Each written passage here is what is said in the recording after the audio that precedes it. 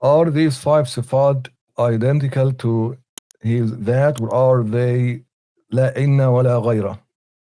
لا إن ولا غيره, that's basically what we alluded to when we were talking about al-Mu'tazila and so on.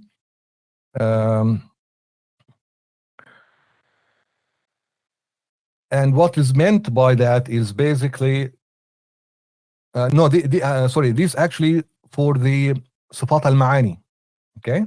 So that's applicable to Sifat al-Ma'ani because they are existential in nature. Sifat al-Ma'ani is something that exists. There is a ma'na, there is a meaning of alim, ilm. There is a sifa called ilm. So there is a something called ilm, okay?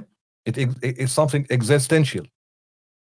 But the sifat we're talking about, the sifat al-salbiya, there is nothing by itself. The meaning of the sifa is basically negating something. It actually is not, it doesn't exist. It's negating. There is no beginning to Allah. That's al-qidam. So there's no beginning. You are negating the beginning. So it's not existential. So that doesn't apply. But the inna wala ghayr, we're going to talk about it. Maybe we'll talk about it next time, inshallah. But basically what it meant is, it is not it's not Allah, it's not the that in the definition. So the definition, the essence, the attribute, because it's existential, it's something else than the that. But it is la ghayr, in reality, in existence, there is no sifa alone and Allah and that Allah alone. They are basically, Allah is the that and the sifat. That's basically the way Imam al-Ash'ari explained it. And that's the way that he could affirm attributes and at the same time not affirming multiple gods, because that's what al-Mu'tazila tried to evade, right? Because if that is the case, then the philosophers will tell them, okay, you affirmed the existence of something else, or a sifat. Then why do you deny the existence of creations and the universe with no beginning as well? Remember the discussion between Muslims and like mutakallimun and the philosophers. One of the main beefy points were the no beginning of the universe. Okay, and we know now for sure that there was a beginning of the universe, even with the scientific evidence. And it's funny because Ibn Taymiyyah took the philosopher's point of view just to disagree with al-Ash'ari, which is a weird thing to do.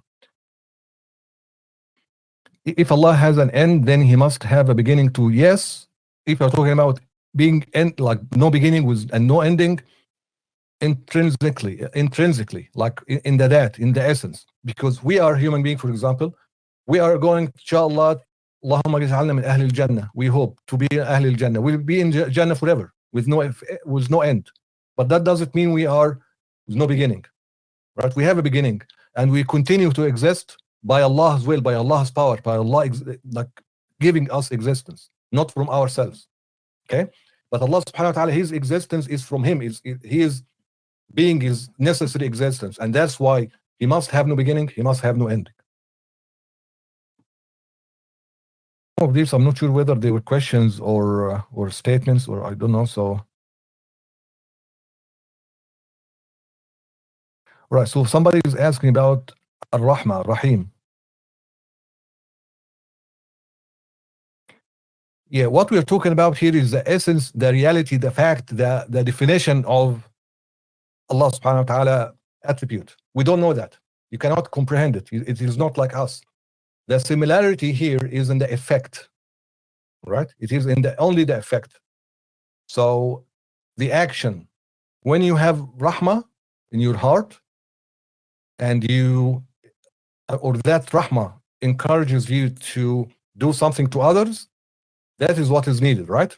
That's what you do. Allah subhanahu wa ta'ala rahmah is different. Allah doesn't have the same, or even his attribute by definition, it has nothing to do with us. But because Allah subhanahu wa ta'ala is Rahim in a way that we don't know, we don't comprehend, we cannot identify it. We cannot put a definition to Allah Rahmah, how it is and what it is. We cannot know the mahiyah of it. But what we know is that leads to Allah subhanahu wa ta'ala will forgive others. So it is the effect, the impact, the action. and the action is a creation. Like the action, Allah subhanahu wa ta'ala does by creating something. We have been created. We are Allah's action, so we are created. Okay?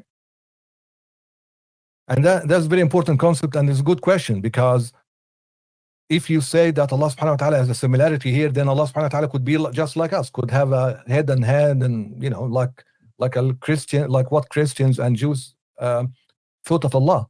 Remember when Jews went, or basically ran away with Moses, and when Moses basically went to meet Allah subhanahu wa ta'ala, and they created that buffalo, that ijl, whatever. They took that from the concept of, or basically Egyptians, because Egyptians at the time they worshipped a lot of things. One of them was ijl, so basically said, okay, let's just build something like what we saw Egyptians doing, and and they believed that when they created, Allah subhanahu wa ta'ala will go into it. Right? So they are corporeals. They want to imagine Allah, and they said, we are not going to believe in you unless we see Allah. So Allah, what did Allah subhanahu wa ta'ala did to them? They were killed right away. How are we supposed to understand free will? Oh, that's a big topic, my friend. And that's why I told you the madhab of Mu'tazila is not all bad. And some shuyukh would even tell you, okay, for lay person who doesn't really understand, you can just say, okay, you know what? You have a power somehow, some way that you use, because it is you who actually do the well. But we'll talk about that. There is a difference between in al-Ash'ari, madhab al-Ash'ari, he said, okay, there is al-kasb, a gaining, the gain. You gain the action, but you actually don't do it. Al-Maturidiyya said something else, said, okay, there is like in between, and there is a back and forth, and there's a big topic. I don't think we can really open it now. Why did the author put the sukun on the ha like a qalun? When you said wahwa, yeah, that it's because of the poem. In the poem, they are restricted like rules. They have the haraka and sukun to follow the certain rhythm. So that means you might want to change, and it's correct. Like you can say this or that. If Allah is the creator of all things, how could we choose options? Aren't we causing ourselves to pick an option? Again, it's the concept of free will. And in short, basically, what happens is you have a free will. Allah created in you a free will. There's no disagreement there. Okay? With my own free will, I decided that I want to pick up my phone. So I moved my hand, I picked up my phone in front of me here, and I hold my phone now. Okay? And put it back. Now, I would feel that it's all happened because of my choice. I've done that. There is no doubt in my mind that I've done that. Okay? Compare that with my heart. My heart is beating, right? Beating. I have no control over it. I don't even know how it beats or how many beats it does or whatever. I have no control or awareness of it whatsoever. But it's there, it's working. And it's my body moving or doing the action, right? So there is a difference feel between this action and that action, between this fi'l and that fi'l. The action that I have done it with my free will, that is the action that I am accountable for, responsible for it. The other, I'm not. Now, that action that I've done with my free will, what the problem here, or not the problem, the arguments here, who created that action? Okay? Ahl Sunnah, and especially Ash'ari, want to avoid saying that we created it, because that may lead to misunderstanding, or not. That may lead to problem in the Wahdaniyya. Then, in their point of view, and it's a problem with Wahdaniyya. For his Wahdaniyya, Allah subhanahu wa ta'ala is only like the action is only His. The other said, yeah, it's only His, but Allah subhanahu wa ta'ala put that, will make that action first, the power to do it in the human being, and the human being will do it by delegation or by proxy. So Allah subhanahu wa ta'ala is still ultimately the only actor, but there is a proxy. So this is basically the difference in here and there. And what they say is from Ash'ari, there is something called al-kasb. Al-kasb, لها ما كسبت وعليها ما اكتسبت. So you are accountable for your kasb, what you gain. And therefore there is a difference between the gain and the action. So they differentiated, they're like broken down the matter into two things: gain, action. Actions, Allah created it or creates it. وَاللَّهُ خَلَقَكُمْ وَمَا تَعْمَلُونَ. That's the dalil. And al-kasb is yours. لَهَا مَا كَسَبَتْ وَعَلَيْهَا مَا اكْتَسَبَتْ. The other said, no, it's just one thing. It's one action. There's no kasb or whatever. It's basically the one action, and that one action is what you're being accountable for. There's al-Mu'tazila. Al-Maturidiyya has a little bit something in between, which is really like a big topic. I don't want to delve much into it because I don't think we will gain much from it now. But in a nutshell, you are responsible for your actions. That's everybody agrees. It is a mechanism by which you are responsible. If Allah creates that action, but you still discharge it, but your own will, but your kasb, then you're still accountable for. But Allah will do it. Okay? And you could also another proof of that is إن عرضنا الأمانة على السماوات والأرض والجبال فأبين أن يحملنها وأشفقن منها وحملها الإنسان. The amana, the responsibility, the amana that Allah subhanahu wa ta'ala gave us, and we said, yeah, I want it, I can do it. Is what? Is that? It's basically by my will, I say, right, I want that to happen. Allah will make it for you. Even if it is a bad thing in this life, Allah will make it for you because it's your responsibility. You chose to carry that responsibility, human. Right? So that's an Ash'ari concept. Your will, your kasb, but emerging to exist, the existence of the action, because that action is actually something that exists. You don't create it, you don't do it. Allah subhanahu wa ta'ala creates it. Okay, I hope that's clear.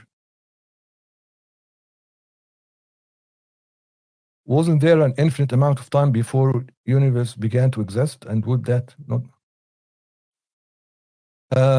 Okay. Wasn't there an infinite amount of time before the universe began to exist? And would that not be impossible since infinite regress is impossible? No. I think the question mixes between the concept of time and the non-existence of time. Now, you think of time as something that exists actually. It is not. There is the time is something we call i'tibari. It's relative between two emergence. If nothing emerged, there is no time. Right? If nothing emerged, there is no time. So before Allah subhanahu wa ta'ala creates, Allah's not before the time, is not Allah subhanahu wa ta'ala beyond time, is not applicable to him. So time started with or by the Big Bang or whatever, when Allah subhanahu wa ta'ala created things. That time, or this point of time, where things being created. Before that, there is no time backward. There is no time actually. Time has not yet existed. Has not yet created. And that's a problem with, like, a lot of philosophers got into that trap. They thought of time about as if it is an existential thing. That's something that actually exists, not amr i'tibari, but it's actually amr i'tibari. And like, for example, Jesus, Isa alayhi salam, he is now being lifted. He's out of time. He will come back 33 years old as he was. There is no time. Okay?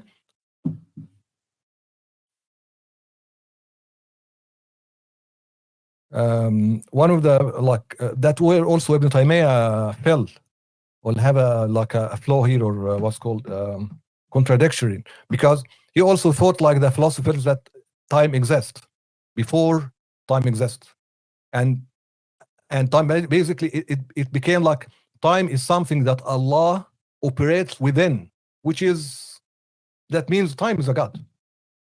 Right? Back to it's like a prerequisite for Allah to exist. It's something that impossible.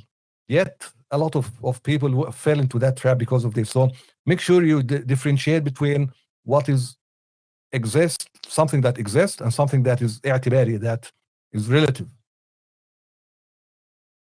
If the attributes are not parts, what are they? Would it be wrong to say they are abstract?